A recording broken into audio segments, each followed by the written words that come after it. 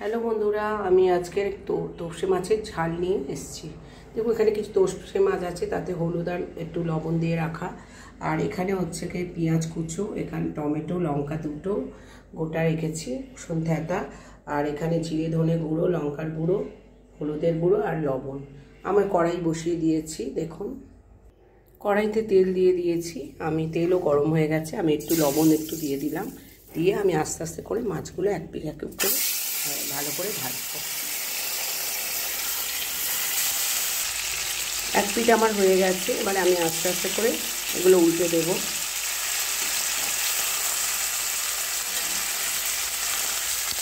কিছু মাছ ভাজা হয়ে গেছে আর কিছু মাছ ছিল সেটা ভাজছি।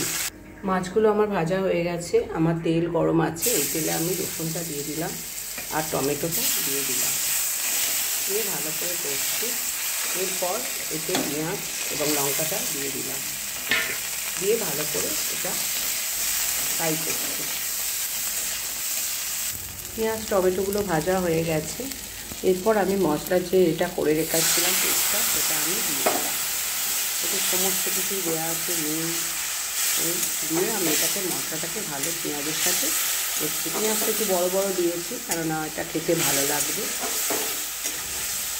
পেঁয়াজ রসুন সমস্ত মশলাটা আমার প্রায় কষাই হয়ে গেছে। দেখুন কত সুন্দর কালার হয়েছে। আমি এবারে একটু জল দিয়ে দিলাম।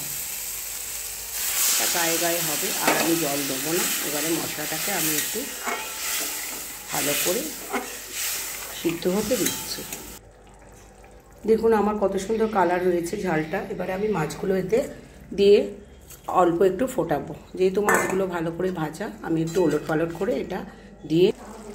দেখুন তোপসে মাছের ঝালের কত সুন্দর একটা কালার হয়েছে। আমি এবারে একটা পাত্রে নামিয়ে নেব।